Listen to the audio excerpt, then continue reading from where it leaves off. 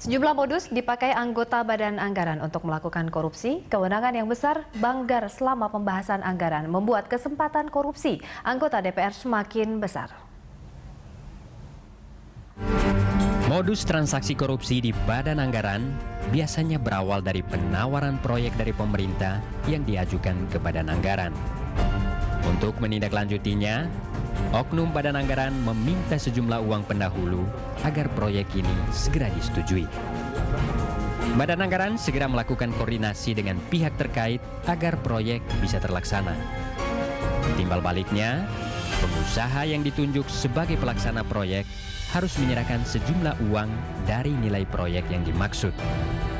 Dari alur pengadaan proyek ini, Badan Anggaran menerima sejumlah uang dari berbagai macam sumber, termasuk pemerintah dan pelaksana proyek. Transaksi yang digunakan juga cukup pintar. Untuk menghindari kejaran pihak berwajib, uang-uang panas ini dibayarkan secara tunai. Bentuknya bisa beragam, dari mata uang rupiah hingga valuta asing. Ya pemirsa, selanjutnya kita akan langsung terhubung dengan gedung DPR MPR RI untuk melihat pelantikan, dan sepertinya kita sudah live tersambung langsung di sana. Kita saksikan bersama pemirsa.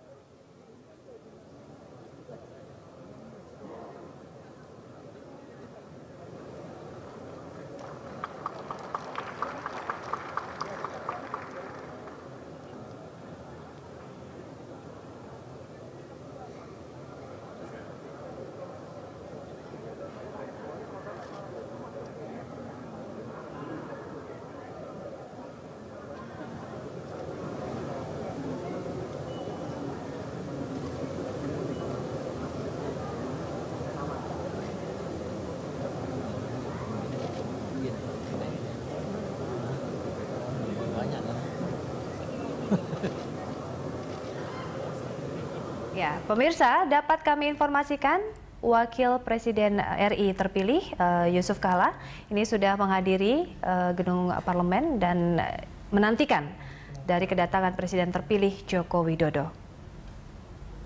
Dan acara pelantikan ini akan berlangsung kira-kira pukul 11 waktu Indonesia Barat. Dan juga menunggu ini kehadiran dari Presiden Susilo Bambang Yudhoyono. Ini nampak anggota, ini politisi dari PDIP Marwarar Sirait, nampak sudah hadir.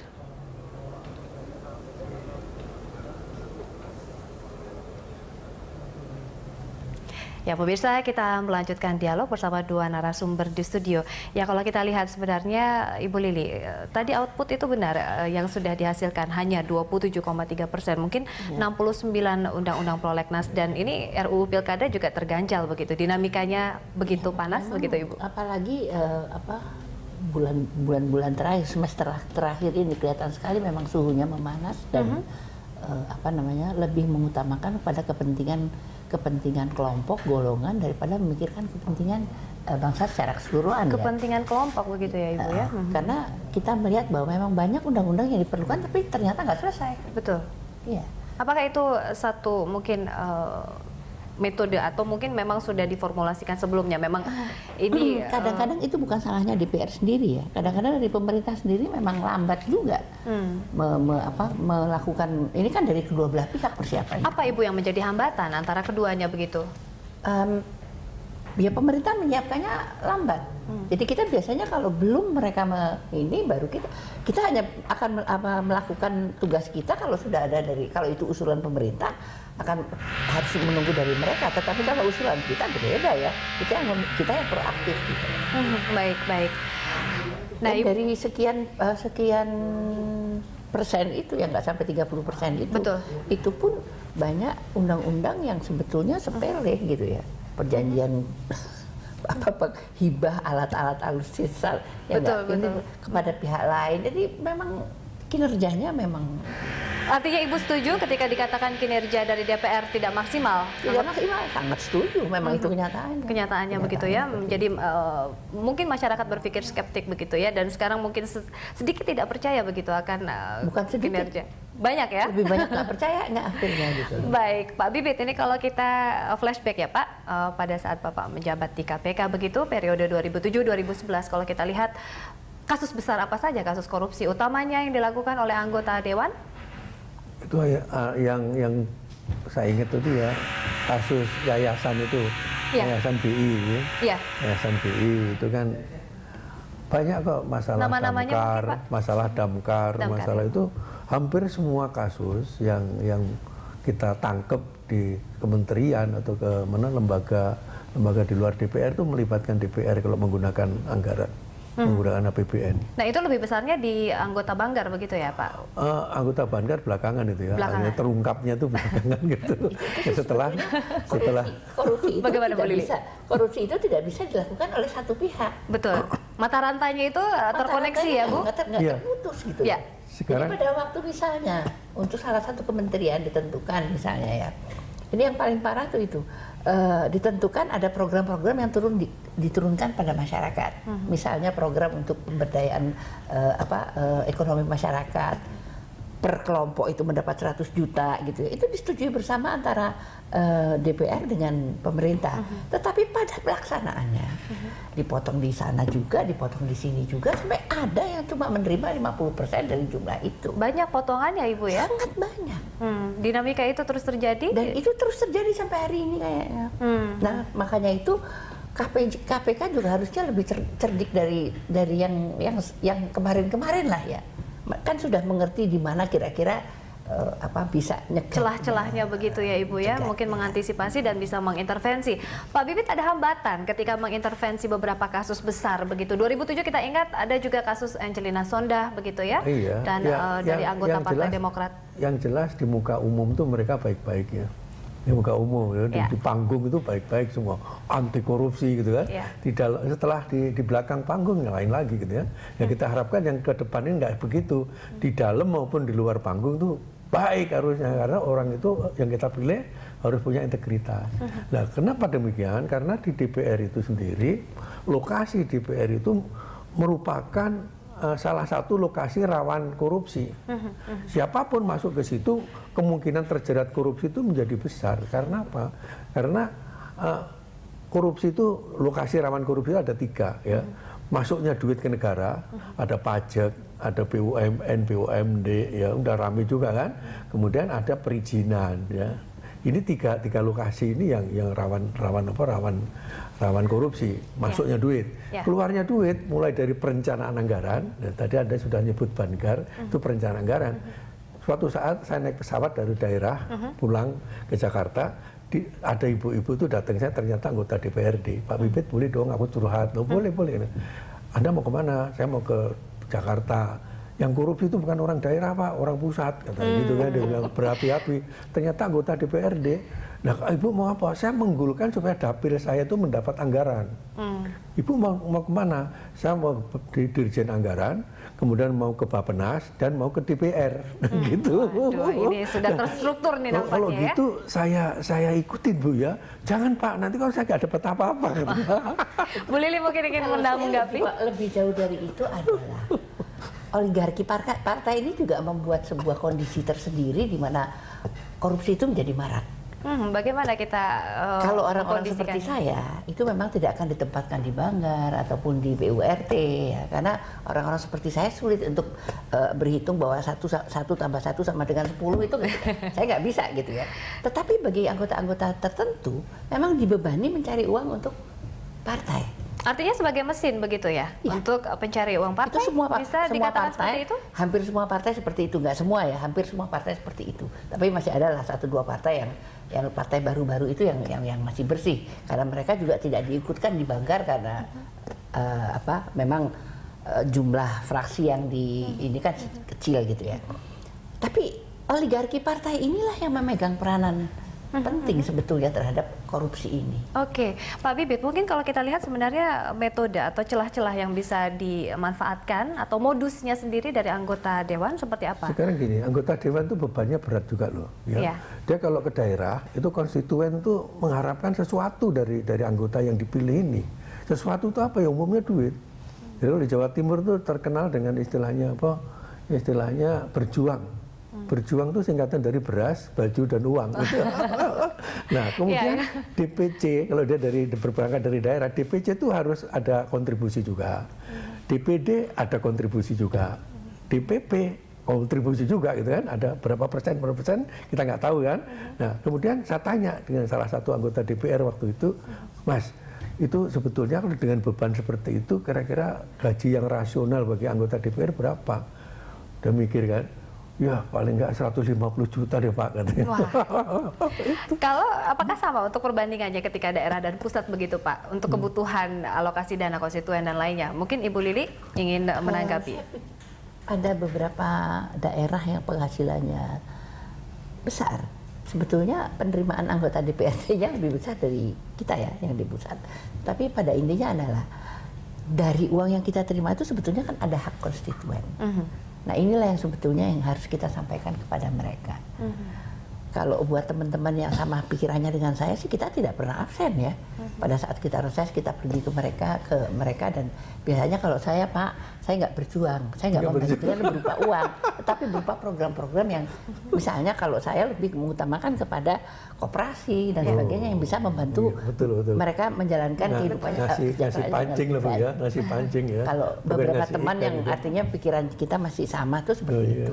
Pancing, tapi memang ini menjadi beban bagi anggota-anggota yang ditunjuk oleh partai untuk mencari uang untuk partai. Itu motif utamanya atau adakah motif lain seperti gaya hidup begitu Pak? Atau bisa juga gaya hidup juga, sehingga kita lihat aja indikasi mereka kan harus pakai mobilnya paling nggak Alphard, gitu ya. Itu baru kelihatan baru ya benar-benar dianggap anggota DPR begitu ya. Saya dulu nih Mbak, waktu jadi anggota DPR sampai saya selesai di PAW, itu mobil saya dikenal Pak, Mbak di sana. Mobil yang paling jelek, karena saya nggak pernah ganti mobil. Karena prinsip saya bekerja untuk orang-orang yang membayar saya. Saya ini kan dibayar oleh rakyat, mewakili mereka, tidak mewakili partai gitu loh. Jadi buat saya nggak mungkin saya membeli sebuah mobil baru, tapi saya lihat teman-teman tuh begitu menikmati banget lifestyle yang seperti itu ya. Kalau nggak sepertinya lifestyle-nya juga berjamaah ya selain korupsinya ya Ibu. Kira-kira seperti kita masih ingat kan mau bangun gedung, di situ ada spa-nya segala macam itu. Wow. Tapi memang sih mungkin yang dilihat oleh mereka itu mestinya seperti di Uni Eropa ya. Itu memang gedung DPR-nya itu ada spa-nya, ada segala macamnya, ada di situ, jadi anggota tuh nggak keluar. Tapi kan kita lihat dulu income-nya negara seberapa gitu. Baik, ini kita bahas dulu sedikit ini Pak ya. Kalau kita lihat fasilitas anggota DPR 2014-2015 di gaji pokok 4,2 juta, berbagai tunjangan begitu ya, 14 juta 182. Nah, total penghasilan ini 59 juta 673 400. Apa ada perbedaan begitu Ibu? Kayaknya ada kenaikan. Ada kenaikan ya. Lalu untuk wakil ketua badan ini juga totalnya 59 juta 27.400 begitu, dan fasilitas anggota DPR 57 juta 684.400. Mungkin ini kita lihat di grafis, bisa kita tampilkan. Bagi saya kalau namanya atau kita lihat Ibu, sebenarnya beberapa kali untuk perubahan dari alokasi begitu ya, gaji dan lainnya. Tadi Ibu mengatakan ada peningkatan begitu. Ini bagaimana? Ya mungkin kalau saya lihat ada peningkatan yang nggak terlalu besar ya, tapi ada peningkatan. Ya mungkin standar kita ini kan kadang-kadang aneh.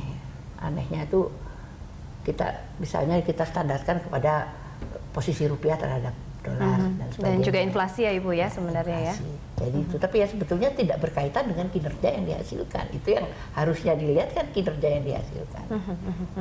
Ibu bagaimana ketika Ibu awal mungkin menjalani tugas di parlemen begitu ya, dengan dinamika. Tadi Ibu mengatakan ada banyak polemik di sana, ada juga mengatakan korupsi berjamaah. Mungkin Ibu dengan pikiran yang idealis, dengan beberapa resistensi mungkin di antara kolega sejawat rekan kerja begitu, ini bagaimana Ibu? Ya, itu sih udah pasti ya, kalau kita tidak mau ikut di dalam sistem yang seperti itu ya kita akan tersingkir dengan sendirinya oleh partai ya. Kita nggak ditempatkan di tempat-tempat basah. Jadi kalau dulu zaman 2009-2014 itu ada istilah komisi mata air dan komisi air mata. Oh, yang basah begitu ya Ibu ya, mata air dan air mata. Kalau mata air itu seperti komisi 6, komisi 11 ya. komisi 10 itu bisa dianggap mata air lah. Nah kalau komisi air mata itu komisi 1 karena ngurusinya pertahanan, intelijen yang nggak ada uangnya.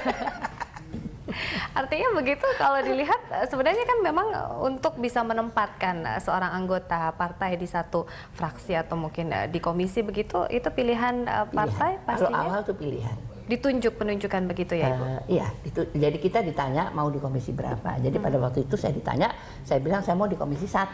Sampai yang nanya dari fraksi juga bingung. Loh kok Ibu milih komisi itu? Saya pikir Ibu milih komisi koperasi karena saya dulu pernah jadi ketua induk koperasi. Oh enggak, saya bilang memang komisi 1 ini dari dulu saya ada di bidang ini. Saya bilang cuma orang kan jarang yang tahu apa yang saya kerjakan. Tapi namanya memang komisi sih ya Bu ya. Jadi mungkin beberapa outputnya ya meminta komisi semuanya begitu ya. Ya kalau kita Ya, yang sih jelas kalau sebetulnya ya kita minta komisi itu apa ya? ini bagi oknum loh Ibu ya. Bagi oknum itu mungkin ada terjadi karena walaupun itu komisi air mata, tapi saya juga dengar dari pihak mitra bahwa ada juga yang memang misalnya mau pergi kemana minta disangoni gitu ya, itu mereka nganggap mungkin sebagai pertemanan ya, tapi kan sebetulnya nggak benar juga. Baik, nah ini Pak Bibit mungkin ada hambatan ketika intervensi KPK untuk bisa menyidik begitu Pak para anggota dewan. ya macam-macam dari mereka kan, macam-macam artinya kalau undang-undang KPK itu diterapkan benar ya nggak ada alasan untuk tidak ini, dan terutama dari beberapa orang juga di sana itu melihat undang KPK itu terlalu super gitu ya. Apapun bisa dilakukan, padahal memang untuk memberantas korupsi juga nggak bisa dengan tindak kuhab biasa tuh nggak bisa, harus kuhab yang luar biasa karena korupsi udah seperti sekarang ini begini ini kan. Betul. Nah kemudian kalau hanya KPK saja nggak cukup, saya bilang nggak cukup. Harus penegak hukum yang lain harus disterilkan dan itu harus dijadikan sasaran pokok. Waktu masuk di KPK juga saya menyarankan ke teman-teman juga seperti itu, tapi ternyata perlawanan cukup besar ya, sampai muncullah kasus cicak buaya segala macam. Mungkin karena udahlah BBT jangan macam-macam itu. Tapi walaupun demikian saya sebagai warga masyarakat juga sekarang ini tidak tinggal diem. Artinya masyarakat kita ajak juga untuk sadar bahwa korupsi itu merupakan musuh kita bersama, merupakan penyakit bangsa ini yang harus disembuhkan. Sehingga saya ya sudah kepala 6 juga membangun gerakan masyarakat perangi korupsi, itu ngajak masyarakat paling tidak untuk mencegah supaya di lingkungannya tidak terjadi korupsi. Gitu. Saya ingin bertanya nih Pak, ada undang-undang MD3 begitu ya, apakah ini bentuk ancaman kah atau mungkin bisa sedikit mengganggu dari proses kinerja KPK sendiri untuk bisa memantau mungkin ya dari pergerakan anggota dewan yang dalam tanda kutip nakal? Jangan dibahas dulu Pak, jangan dijawab dulu, kami akan kembali setelah jeda.